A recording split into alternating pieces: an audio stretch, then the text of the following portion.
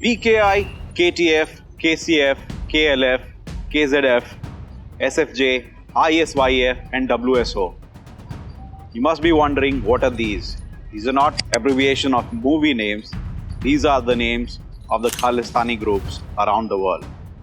When Canadian Prime Minister Justin Trudeau stated in his parliament that he had information of Indian interference in the death of Hardeep Singh Nijjar, it created an international flutter.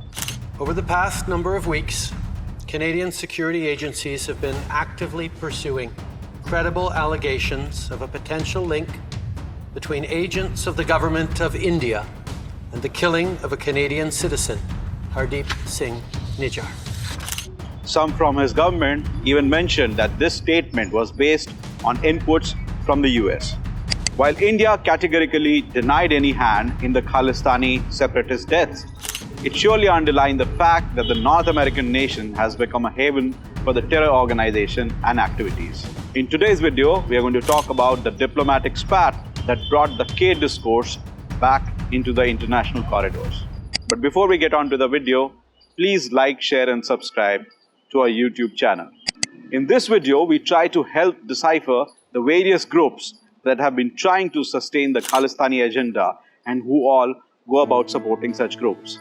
While Pakistan's ISI play a vital role, it is also true that a large size of funds also come from affluent Sikh families who live in various parts of the world. Broadly speaking, there are two kinds of organizations.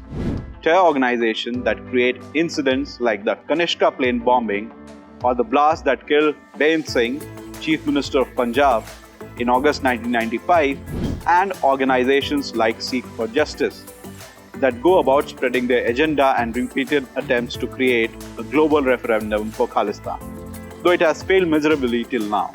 So let's first look at the organization that unleashed the violence. To start off, the most dreaded one, Babbar Khalsa International or BKI. Founded by Sukhdev Singh Babbar and Talwinder Singh Parmar, this group was responsible for the devastating 1985 bombing of an Air India flight.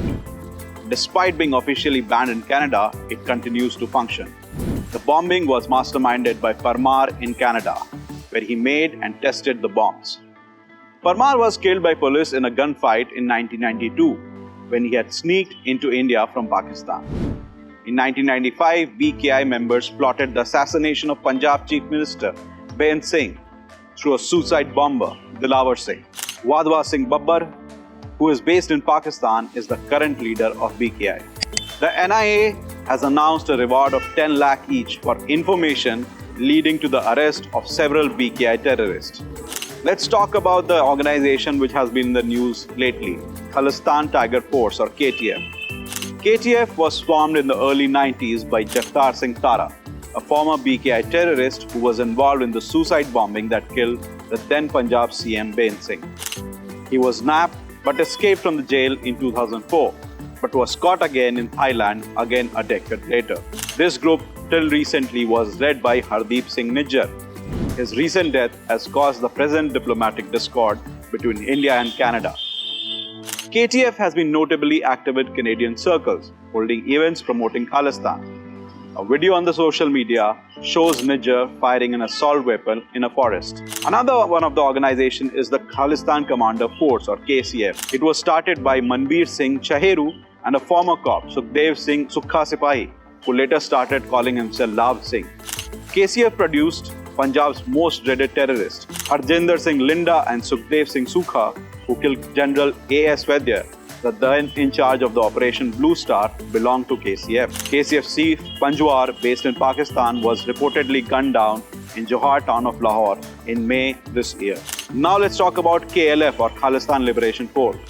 This group recently gained prominence under the leadership of Avtar Singh Khanda, who was UK-based. He was considered the mentor of Amritpal Singh, the head of Waris Punjab Day, who tried to revive the Khalistan movement in Punjab, but was arrested in April this year after a long dramatic chase. Khanda, the face of the violent pro-Khalistani protests at the Indian High Commission in London in March this year, had pulled down the tricolour from the building.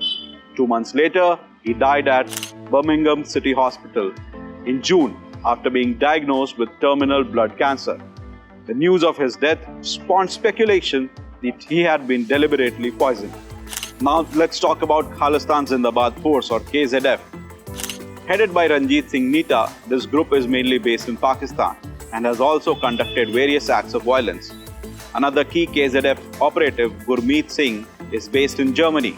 Neeta is wanted in several cases of bomb blasts, among other criminal acts. Neeta and Gurmeet are also accused of dropping arms and ammunition at Chola Sahib in Punjab. Now let's talk about the political advocacy groups. Prominent among them is the Sikhs for Justice, SFJ. Focused on pushing for global referendum in Khalistan, SFJ is primarily based in the United States. It started in 2007 by filing legal cases against Indian politicians. It also tried to draw the attention of the global diplomatic community to the Khalistan issue.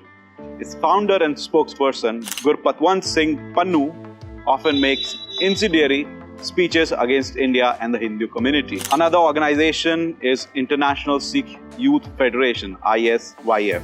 Created in 1984, ISYF is headed by Jarnail Singh Bhindrawale's nephew, Lakhbir Singh Road, based in Pakistan. Several of its members operate from Canada, despite the country banning the organization.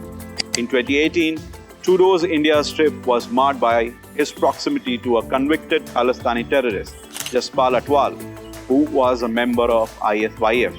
Atwal received an invite from Canadian High Commission in Delhi for a dinner event during Trudeau's trip to India. Trudeau's wife was photographed with him at an official Canadian event in Mumbai, making the Canadian PM's trip to India controversial. Now let's talk about World Sikh Organization, WSO.